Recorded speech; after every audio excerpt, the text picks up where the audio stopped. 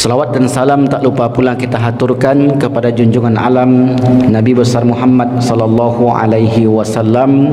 Allahumma salli ala sayyidina Muhammad wa ala ali sayyidina Muhammad. Bapak Ibu yang dimuliakan Allah Subhanahu wa taala, malam ini merupakan pekan kelima di bulan ini. Maka tema yang kita sampaikan seperti yang tertulis di layar televisi, yaitu tematik, kajian per tema, bukan kajian yang bersambung-sambung. Jadi sekali pertemuan langsung habis. Di pertemuan sebelumnya, di pekan kelima sebelumnya, saya menjelaskan tentang amalan-amalan di hari tua. Ada 6 yang ketika itu saya sampaikan. Dan saya tak perlu bertanya karena saya yakin Bapak Ibu sudah mengamalkan semuanya dan sudah hafal apa yang sudah saya sampaikan itu. Maka pada malam ini saya akan menjelaskan masih seputar amalan-amalan. Kenapa penting Ustaz? Karena di samping ilmu yang kita miliki perlu amal, dan amal perlu ilmu. Dua-duanya itu seumpama mata uang yang tidak bisa dipisah, ilmu dan amal. Maka saya membagikan amalan penggugur dosa. Jadi amalannya khusus tentang menggugurkan dosa. Karena yang namanya manusia, kullu ibni Adam khata'un. Setiap manusia pasti pernah berbuat salah. Tak ada manusia yang tak salah. Yang tak salah itu hanya Nabi saja. Dan itu pun Nabi maksum, terjaga dari kesalahan. Kalaupun Nabi silap, maka langsung ditegur oleh Allah Subhanahu wa taala. Pernahkah Nabi Muhammad salah? Ya pernah. Kapan? Ketika seorang yang bernama Abdullah bin Ummi Maktum datang menemui Rasulullah untuk diajarkan Islam. Sementara kala itu Rasul sedang berhadapan dengan pemuka-pemuka kafir Quraisy, sedang berdakwah, sedang memberitahu jihad, sedang mengajak mereka beriman. Tiba-tiba datang seorang laki-laki buta namanya Abdullah bin Ummi Maktum untuk minta diajarkan Islam. Akhirnya apa yang respon Rasulullah? Rasulullah merespon dengan tidak baik. Bermuka masamlah Rasulullah terhadap orang itu dan berpaling. Nah, ini bentuk kesalahan Rasulullah. Tapi kemudian Allah langsung menegur dengan cara menurunkan ayat, turun ayat. Apa bunyi ayatnya? Abasa wa tawalla anja'ahul a'ma.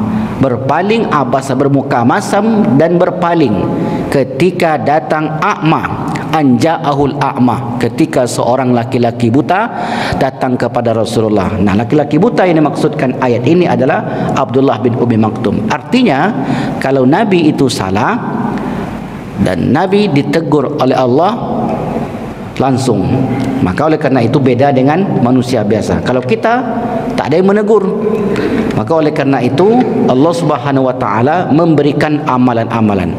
Berarti salah itu biasa Ustaz. Yang namanya manusia pasti pernah salah.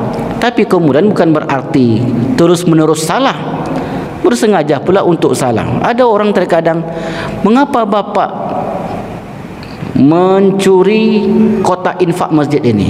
Itulah Pak Polisi, saya digoda setan. Itu tidak bisa begitu. Nanti setiap orang akan beralasan seperti itu. Jadi tidak serta-merta kita mengatakan saya digoda setan, saya diganggu setan. Kadang manusia tu begitu, sikit-sikit salah setan, sikit-sikit salah setan. Setan tu kalaupun bisa bicara, aku enggak katanya, aku bisikkan aja. Karena setan tu yang membisikkan di wisufi sudurin nas. Tapi kemudian manusia itulah yang kemudian melakukan itu. Ibarat api, setan itu hanya memantik, tetapi besarnya api itu muncul dari dalam diri seseorang. Jadi yang kita jelaskan pada malam ini amalan-amalan yang dapat menggugurkan dosa. Sebelum kita jelaskan apa amalannya, dosa kita dibagi oleh para ulama kepada 3. Jadi dosa itu jenisnya 3, macamnya 3. Yang pertama dosa besar. Nah, kalau dosa besar tidak bisa dengan amalan yang kita sampaikan nanti. Apa contoh dosa besar? Datang ke dukun, dosa besar. Mendatangi tukang sihir, memakai jimat. Cincin saya ni sakti ni Ustaz. Iya Pak, iya ada yang pakai cincin. Saking saktinya Ustaz, kalau saya duduk di rumah makan, saya enggak bayar. Ya iyalah, duduk aja, coba makan, coba pesan, pasti bayar. Tapi memang itu nampaknya gurauan, tapi betul dalam kenyataan ini ada orang-orang yang pakai jimat. Maka jimat itu syirik. Man ata arrafan au kahanatan, siapa mendatangi paranormal, tukang sihir, tukang tenun, dukun, orang pintar dan sejenisnya, lam taqbal salatuhu arba'ina yauman. Allah tidak terima dosanya, Allah tidak terima solatnya 40 hari. Jadi tak main-main orang yang melakukan dosa syirik itu, dosa besar. Hilang motor, datang ke dukun, salah. Dukun pun tak tahu. Dukun itu sama dengan kita tuh, makan nasi. Kemudian pengetahuannya mungkin pintar pula kita lagi. Tapi kemudian mengapa ada orang datang ke orang pintar katanya? Kalau dia datang menemui orang pintar, berarti yang datang itu orang bodoh. Datang orang pintar, tentu yang datang itu orang bodoh. Ada sebuah kisah, kita masih menjelaskan dosa besar ini. Ada sebuah kisah, seorang ibu-ibu tak percaya dengan dukun. Jadi dicoba, diuji lah, diteslah dukun ini. Dia pura-pura handphonenya hilang, padahal nggak hilang. Pak dukun, handphone saya hilang. Oh ya, iya. Diambillah baskom, isi air, kemudian dibacanya mantra. Tertitik tawar di langit, tertitik tawar di bumi, aku menawar jadi api, aku menawar jadi racun ke dalam batang tubuh sebulan berkat kalimat la ilaha illallah. Kata dia. Jangan dihafal yang ni Pak. Ini contoh saja. Ya, jangan dihafal. Walaupun direkam nanti jangan dihafal. Ini contoh. Kemudian dituduhlah orang. Yang dituduh itu orang yang biasa mencuri. Karena biasanya kalau satu masyarakat, kalau orang tu biasa mencuri, ada barang hilang, setiap orang tertuju kepada orang yang suka mencuri itu. Padahal bukan dia pencurinya. Jadi dukun tu dua kali dosanya. Dosa berdusta, dosa menuduh orang. Bayangkanlah Bapak Ibu. Jadi jangan dipercaya. Apa kata ibu ini memang pendusta dukun. Pandai pula dia menuduh orang. Padahal handphone itu disembunyikan. Ini satu kasus. Ini termasuk dosa besar. Dan itu tidak bisa dihapus dengan amalan-amalan yang akan kita jelaskan. Ada lagi contoh lain.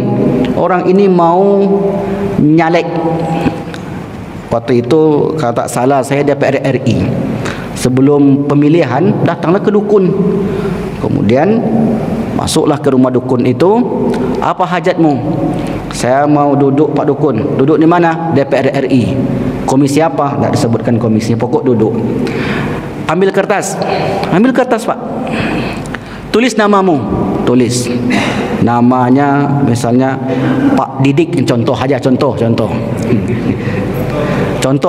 aja. Biarlah tulis. Itu ember silakan ambil dan ember itu letakkan depanmu sejarak 3 meter. Diambillah ember tadi, kemudian letakkanlah sejauh 3 meter dari dia. Apalagi Pak Dukun, lemparkan gulungan kertas itu, karena sudah digulung. Kalau masuk ke dalam ember, Bapak duduk. Senanglah hatinya, lemparlah. Begitu dilempar, masuk. Alhamdulillah. Alhamdulillah juga.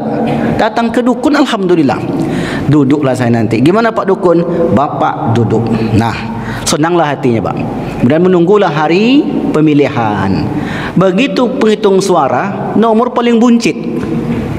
Bukannya duduk, terduduk yang ada. Bisa dukun itu? Tidak bisa. Jadi dukun itu menipu saja dia. menipu orang-orang yang datang kepada dia dengan belum lagi mohon maaf sekali ada dukun yang cabul, macam-macam lah terjadi saking percayanya orang ini. Jadi jangan pernah, kerana itu termasuk dosa besar. Nah, dosa-dosa semacam itu dan sejenisnya, datang dukun, kemudian pakai jimat, pakai jampi-jampi, pakai mantra, dagangannya supaya laris, dibacalah macam-macam, maka itu termasuk perbuatan syirik, mesti dijauhi. Nah, cara bertobatnya bagaimana? Taubatan nasuha, menyesali perbuatan-perbuatan yang lalu dan jangan mengulangi lagi, minta ampun kepada Allah. Hanya itu caranya. Ya ayyuhalladzina amanu tubu ilallah taubatan nasuha. Ini contoh. Dosa yang kedua, dosa yang tak bisa diampuni dengan amalan yang akan kita jelaskan, yaitu dosa yang bersangkut paut dengan manusia. Kalau dengan Allah tadi bertaubat, taubatan nasuha, selesai. Tapi kalau dengan manusia bertaubat, taubatan nasuha, tidak selesai. Hutang piutang, tanah, patok tanah orang yang digeser, nama orang yang ditutup, artinya yang bersangkut paut dengan manusia, dosa itu tidak bisa dihapuskan dengan cara apapun kecuali menyelesaikan dengan orang itu. Ya, minta maaf berarti. Kalau hutang piutang diselesaikan. Saya punya kawan saya ini waktu itu baru pulang dari Australia, dapat uang banyak. Kemudian datanglah orang yang mengaku-ngaku sebagai pembisnis properti. Mau tak bisnis dengan saya? Mau bang. Untung-untungnya sudah dikaji di awal. Berapa modalnya bang? 1,5 miliar. Dibawalah uang itu. Uang ini akan digunakan untuk beli lahan dan membangun rumah contoh. Sehari, seminggu, sebulan, tak ada kabar. Ketika didatangi orang tadi, rupanya uang itu digunakan untuk beli mobil pribadi dia, untuk beli rumah dia. Akhirnya tak mampu dia bayar. Setelah itu dia pun laporkan orang ini ke polisi. Masuk penjara. Keluar penjara setelah sekian tahun, dia anggap hutangnya lunas. Tidak lunas. Akhirnya orang itu sudah mati. Berarti mati membawa hutang.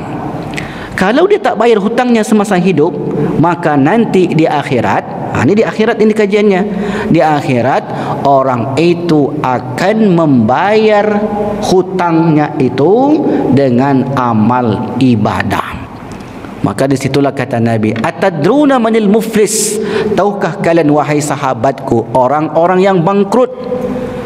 Kata sahabat, karena terlalu polos, terlalu lugu, orang yang bangkrut itu ya orang yang tak punya dirham wa dinar, tak punya harta benda. Bukan itu kata Nabi.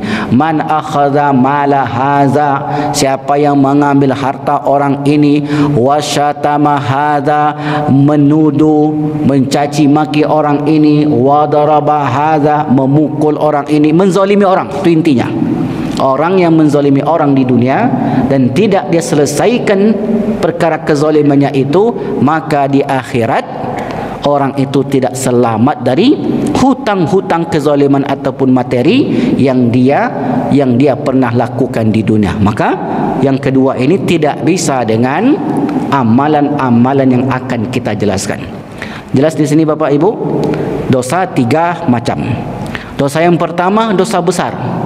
Itu berhubung kait dengan Allah, syirik, perdukunan dan sejenisnya. Yang kedua, dosa yang berhubung kait dengan manusia, yang tak bisa diselesaikan kecuali dengan cara mengikhlaskan ataupun melunaskan. Yang ketiga, inilah yang kita bahas. Yang ketiga ini dosa-dosa kecil dan jumlahnya banyak. Dosa kecil ini banyak. Contoh sederhana. Tak tahu nanti yang lain apakah pernah mengalami atau tidak, wallahu alam. Bukan dosa syirik, bukan pula berkait tadi dengan hak manusia tadi. Waktu itu saya pulang wirid ba'da isya. Sampailah di depan Living Ward, lampu merah. Saya sudah berada di antrian paling depan, antrian untuk lampu hijau. Jadi di garis marka.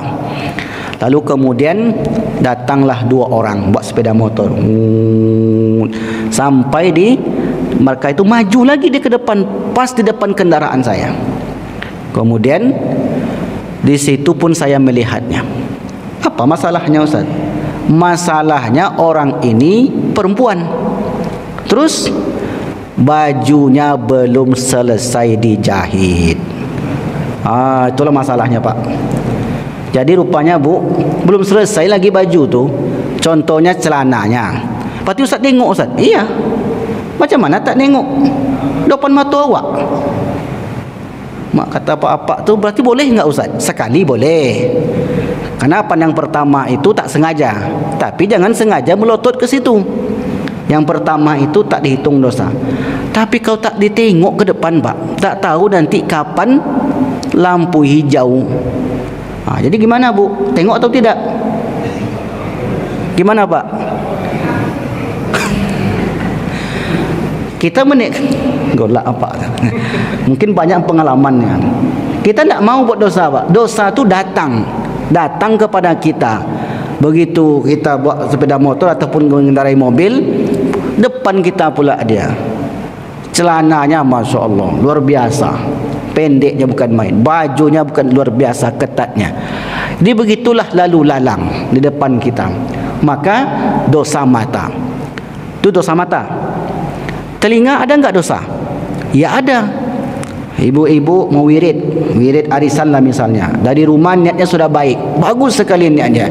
Nanti saya wirid, saya terakhir dengan kawan-kawan, insya Allah nanti mendengarkan pengajian. Sampai di situ kawan sedang ghibah ijazah palsu. Ini contoh aja, contoh. Karena kan begitu Pak, sedang ghibah. Apalah begini-begini. Kita pun terkadang terbawa-bawa.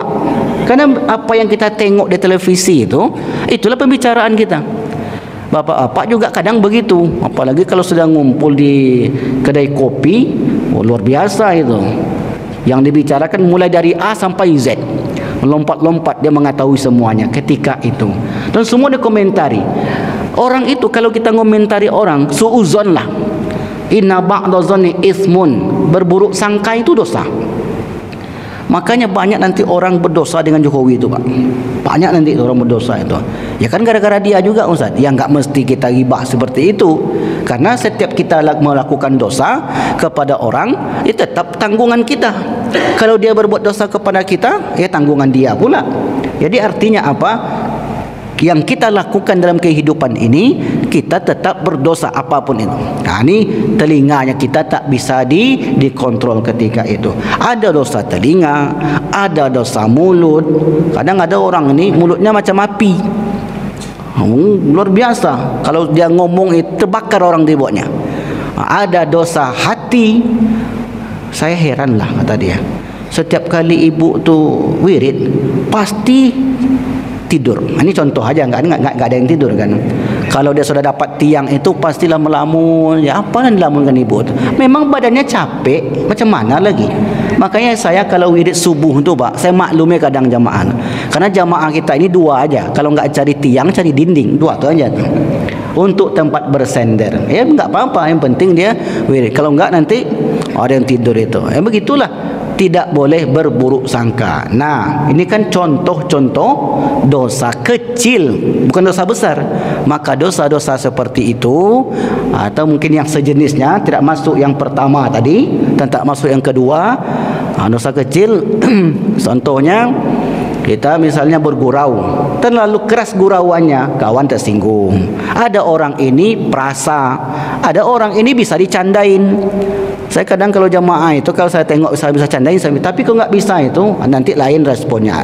Tersinggung dia, kita pun berdosa. Begitulah dosa kecil ini banyak sekali. Ada yang dengan sengaja, ada yang tidak dengan sengaja.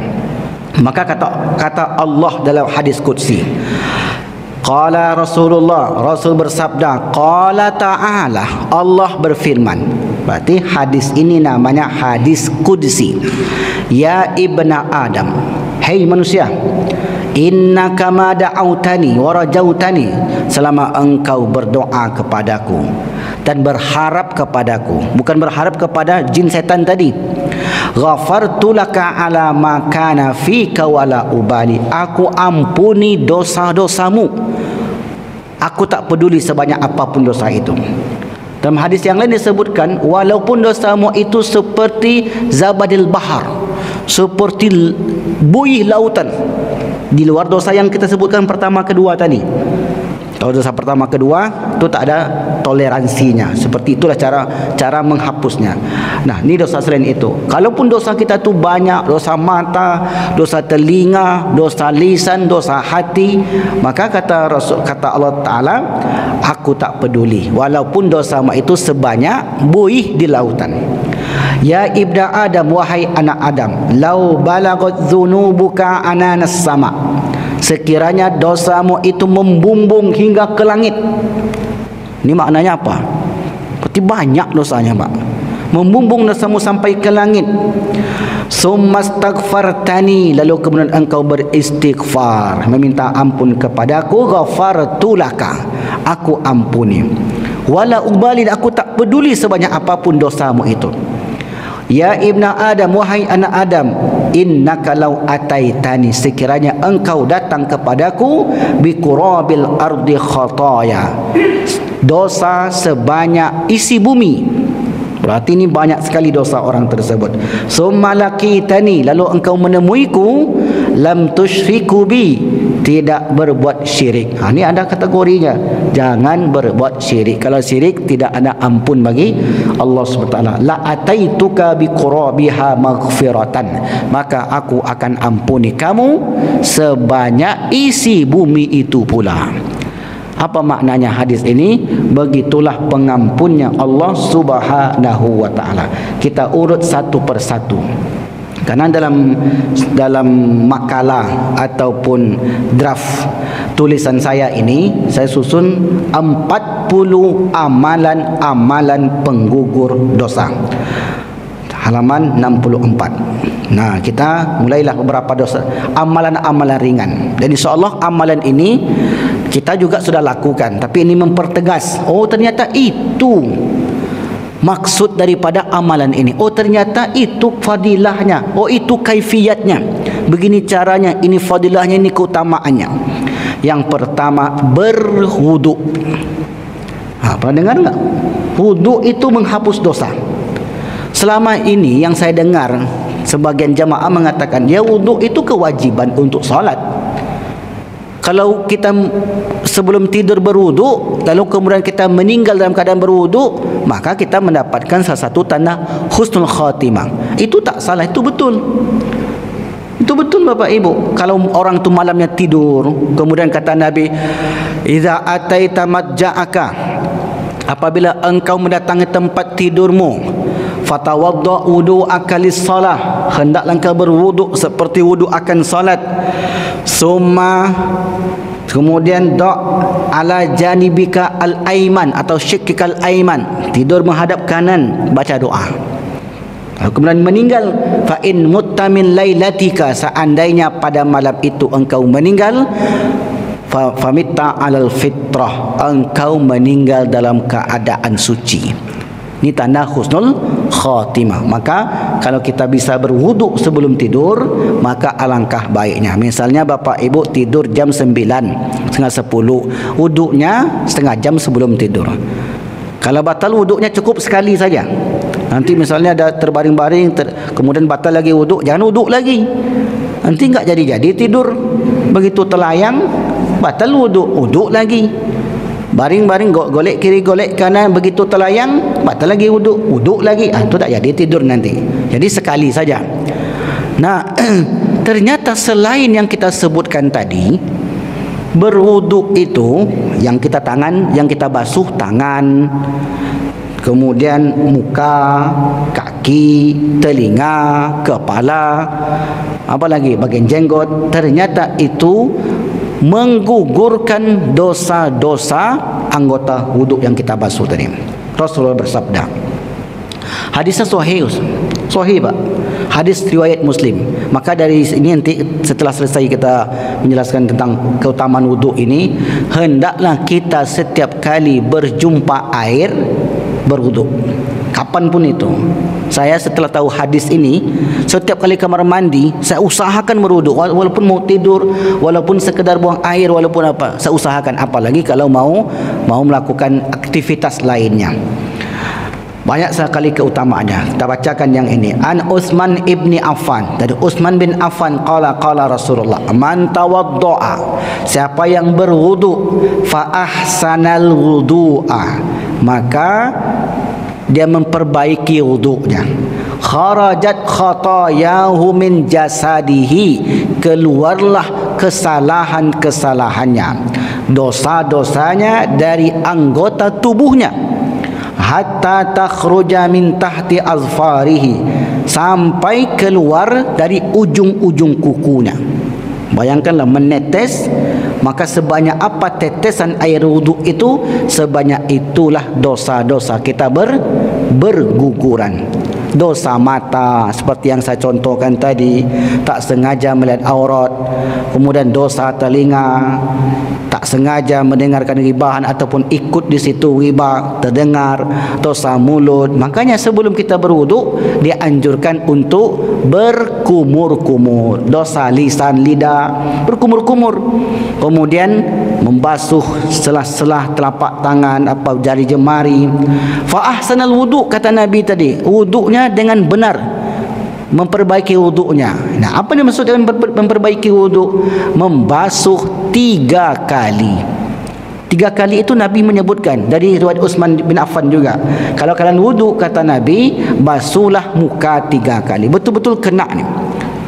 Karena kalau berwuduk tidak lengkap, anggota wuduk yang kita basuh tak lengkap, ada yang kurang, maka solat tidak sah.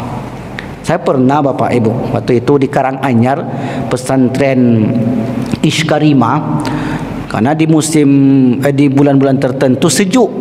Di Solo, Jawa Tengah tu sejuk, apalagi tu pegunungan di lereng Bukit Merapi Merbabu.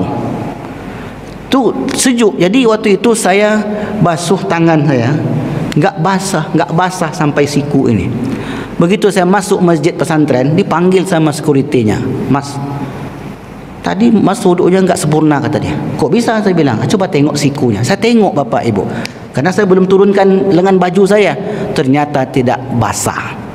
Bayangkan, kalaulah itu saya lakukan terus menerus sementara saya solat, maka solat bisa tidak sah. Termasuklah orang yang pakai cincin. Cincin, Pak, perhatikan Bapak-bapak, ketika Bapak wuduk, digoyang-goyang sikit cincinnya tu, Pak. Karena begitu air tidak menyentuh kulit, maka tak sempurna wuduk. Karena wuduk itu isalul ma' ilal badan, sampainya air ke kulit. Jam saya agak ketat sikit. Begitu saya wuduk, saya pindahkan ke bagian bawah. Goyang dia. Supaya apa? Supaya air itu kena sini. Kalau pakai kutek, jelas tak sah, karena air tidak sampai ke kuku tadi. Tapi kalau pakai inai sah, karena beda komponennya, beda unsur-unsurnya. Jadi perhatikan bapak-bapak, ibu-ibu yang pakai cincin. Kadang ada saya tengok cincin nikah dah lama sekali, jadi ketat sampai ke sini. Kan sama aja Ustaz, kan sudah basuh tangan. Iya, basuh tangan, tapi belum membasuh kulit yang ada tangan itu. Kecuali tangannya sakit, tu lain cerita. Ada uzur di situ, boleh tidak membasuh. Misalnya luka, maka ditinggalkan boleh di bagian itu. Karena dia basuh, bisa jadi menimbulkan mudarat yang lebih besar. Itu secara fikih. Maka perhatikan muka, kemudian kalau telinga kan bagian kepala, boleh basuh muka, rambut saja, boleh langsung dengan telinga satu paket. Nah, kemudian tangan sampai ke siku minimal. Kalau mau diperpanjang sampai ke ketiak, itu lebih bagus kata Nabi. Karena nanti kita umat Muhammad dipanggil di akhirat kelak berdasarkan tanda-tanda. Jadi Nabi enggak kenal kita enggak pernah berjumpa dengan Nabi, dan umat manusia banyak, sejak umat Nabi Adam sampai akhir zaman. Lalu Nabi manggil umatnya, "Inna ummati yud'auna yaumal qiyamati ghurran muhajjalin." Dipanggil nanti, Pak. Si fulan maju, terang dari kejauhan sudah kelihatan, karena ghurran muhajjalin, memancar cahaya-cahaya dari wajah dan anggota tubuh dari bekas wuduk. Jadi rupanya wuduk itu sampai ke akhirat fadilahnya. Bahkan Nah, ini bahkan ni kalau orang itu di alam barzakh, wuduk itu nanti akan membela dia. Waktu di dunia memberikan fadilah, di alam barzakh memberikan fadilah, kemudian di padang mahsyar dipanggil oleh Nabi Bilal bin Rabah, salah satu amalannya sampai kemudian suara terompahnya di surga. Solat berwuduk, kemudian solat sunat wuduk. Bayangkanlah Bapak Ibu. Jadi wuduk itu ciri khas umat Nabi Muhammad. Ini kata para ulama. Jadi umat-umat terdahulu tidak ada amalan wuduk. Umat Muhammad lah yang diberi tanda-tanda tersebut. Maka oleh karena itu inilah amalan yang pertama, yaitu senantiasa berwuduk. Ada yang bertanya? Kalau tidak ada, saya lanjut amalan yang kedua. Ada? Tidak ada? Baik. Yang kedua, ada pertanyaan Pak? Tafadhol, silakan.